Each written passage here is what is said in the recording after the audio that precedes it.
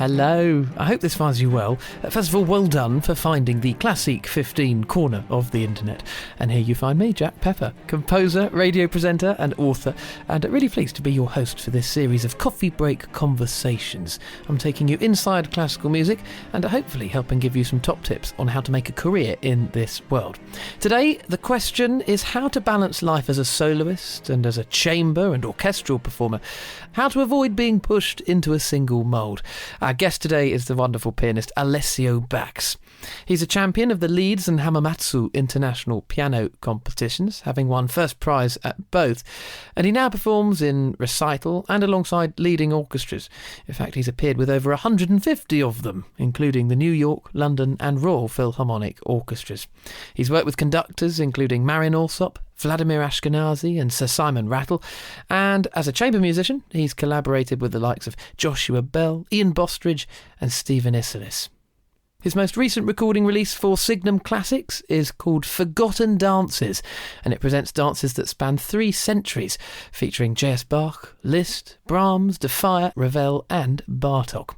So, let's begin with the question of repertoire. Why did he want to record these particular pieces?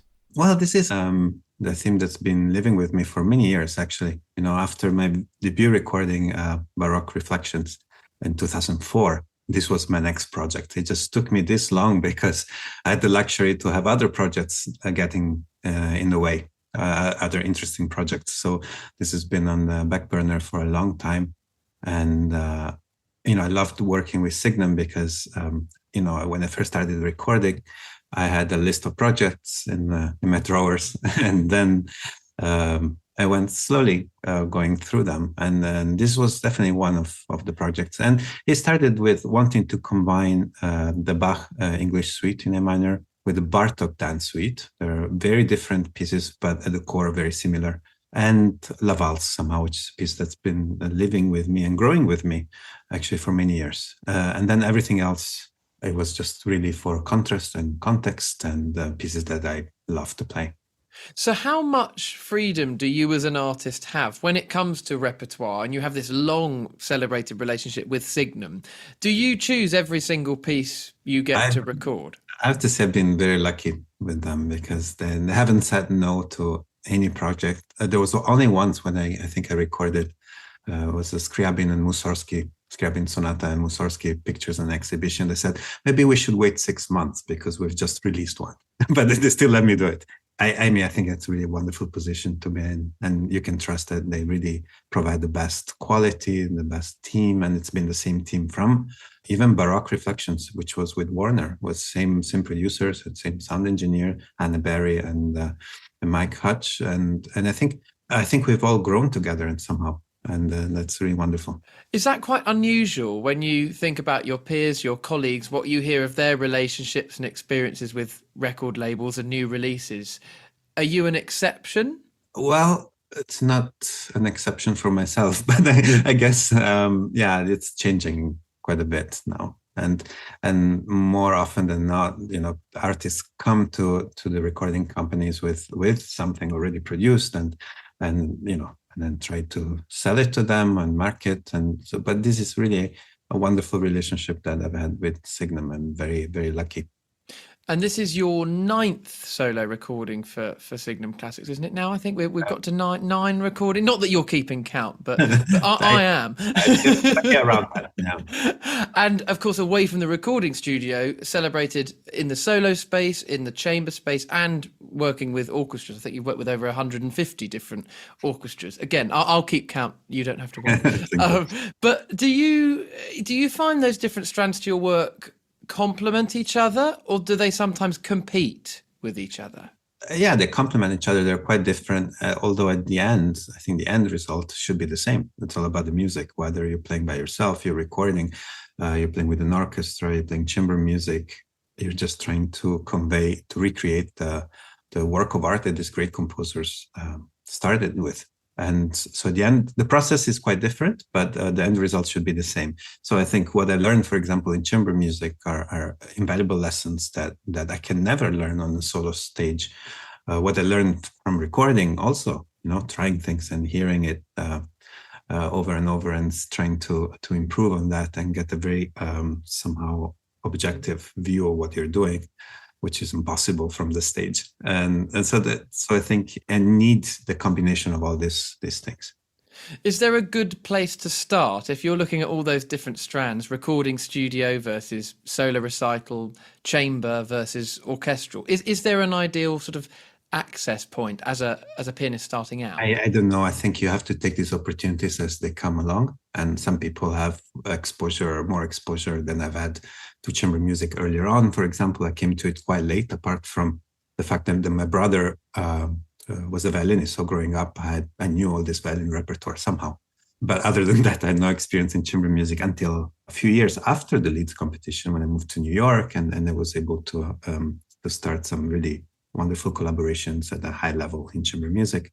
And then it became a question of narrowing down to what you really want to do, and not say yes to everything, and just what's more meaningful, what helps me grow as an artist. So I think everyone has a different path, and it's hard to choose what's ideal. I came from the piano solo world and competition world. It was a generation of musicians that, especially in Europe, who were really focused on entering competitions and thinking of competitions as a way to start a career. And then the world changed. And then now I think we're back where competitions are actually helping quite a bit. And the audience and promoters are looking out to who's the next winner of the next big competition. So that's it's interesting to see the world coming full circle. So take us back to the beginning for you then, Alessio. Do you remember when you first touched a piano key? Yes. Well, my parents were not musicians, but they love music and they always supported it 100%. And I was 6 or 7 years old when I realized that my dream, my Italian boy dream of being a soccer star was over, because everybody else was so much better around the ball. So the next thing was, my parents gave me for Christmas a little tiny 2-octave keyboard. And I loved it. Sometimes you give something to kids and they get obsessed with it. And I feel actually that's never changed. And so that's also another, in hindsight, another part of my life for which I feel very fortunate and lucky that I never had another choice. I never had to consider doing something else. Kind of organically grew. I grew, the keyboard grew bigger. I wanted to be an organist. That was my dream. I loved the music of Bach. I used to read fugues with my brother. We would split the parts, and then when it was time to enter the conservatory around 9 years old, as an organist, you were required to take 5 years of piano before they would let you switch to the organ. And I initially really resisted it because I didn't want to be a pianist. I just wanted to be an organist. And then discovered all this amazing repertoire that pianists have, and all this incredible wealth of recording of older pianists. I started with the Liszt students on Rolls and Rachmaninoff. I used to make mixtapes. I totally became obsessed with it, and that somehow hasn't changed, and then started doing well. I had my challenges once I had teachers that actually were challenging me, because it seemed very easy at the beginning, and I started winning little competitions. And then I had teachers giving me pieces that all of a sudden I couldn't play. I was like, well, what is So but I was very lucky to have the right teachers at the right time, I think. And because your progression was very fast, wasn't it? I think you graduated from that conservatoire when you were 14, when you with top class honours, and I think you set a record as the youngest person to graduate. Yeah, that's interesting how it happened. It was really my parents realizing that, we have a wonderful conservatory in my hometown in Bari, luckily, and great teachers, and many great pianists came from there.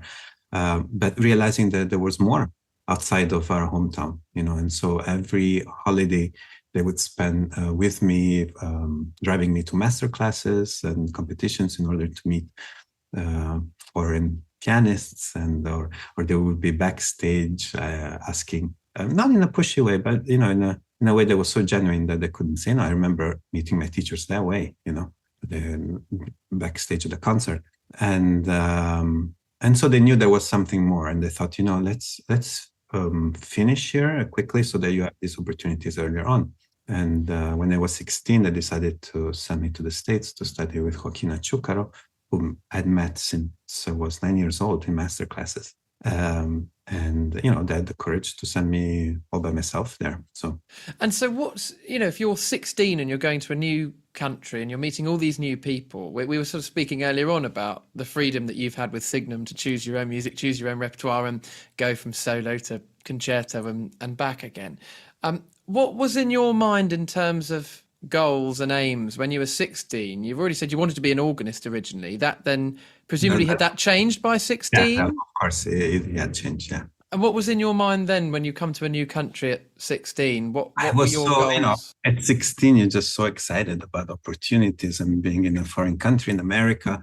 Coming from Southern Italy is always, this idea of American dream was still very much in my DNA from, grandparents and parents, and everyone had an uncle with a big Cadillac or made up stories of that, So I was very excited. And then I arrived to Texas, which now it's very a thriving community, arts community. It's great facilities.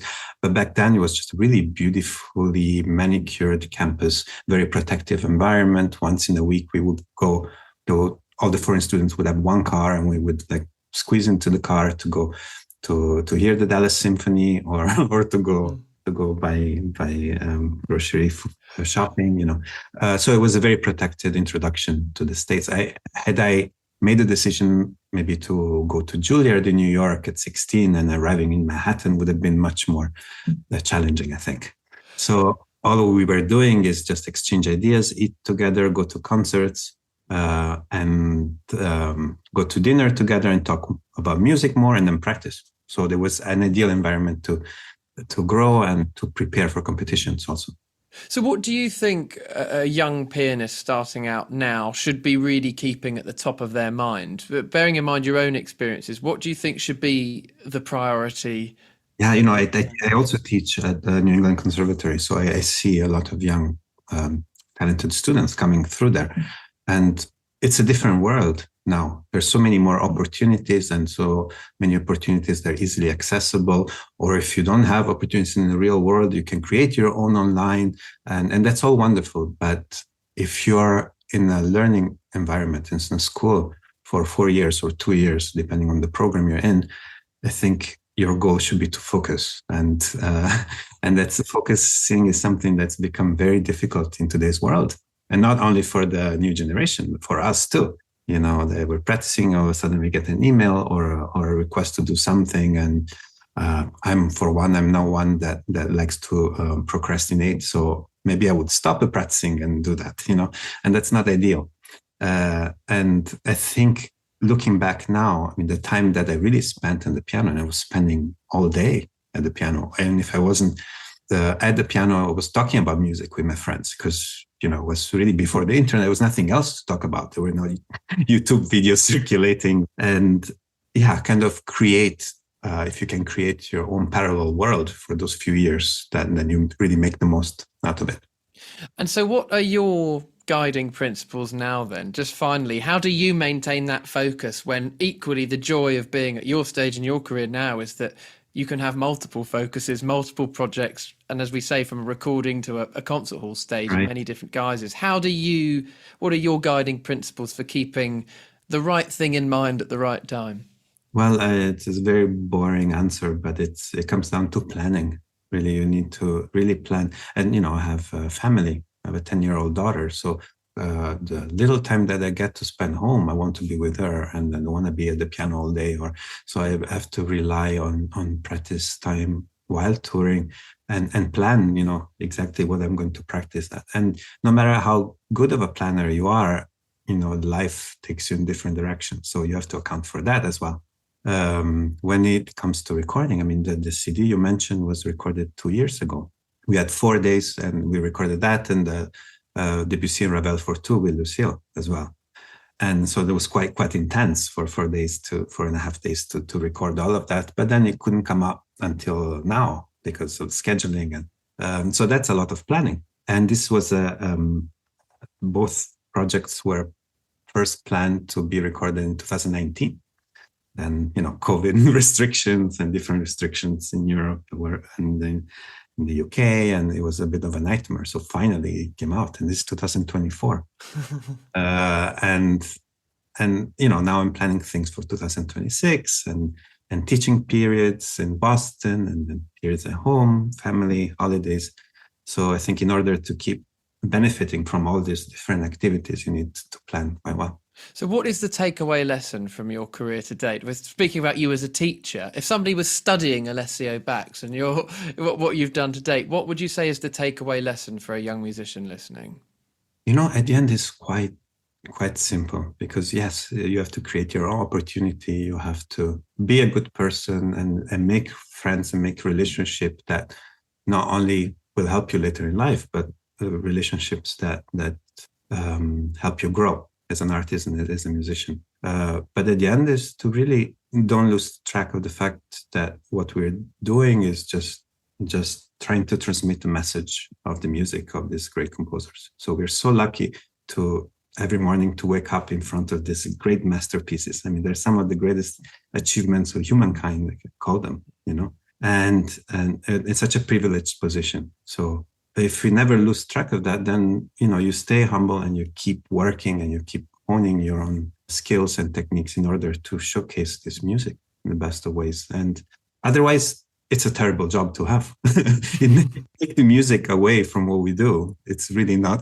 attractive, Well, the joy is very clear on your latest recording, available on Signum Classics right now. It's called Forgotten Dances, and there you will hear the marvellous Alessio Bax. Thank you so much. Thank you, Jack. With a pleasure. And with that, we take our leave for now. Thanks for joining me, Jack Pepper. And if you enjoyed the chat, there are plenty more of them. The whole Classeek 15 series is available on Spotify, Google and Apple Podcasts, and online at classeek.com. There you can also find out more about all of Classeek's wonderful work, including their new video library, Insights by Classeek. And all the very latest updates can, as ever, be found on their social media. Make sure you click follow to @Classeek Music. Thanks for your company, and let's do this again soon.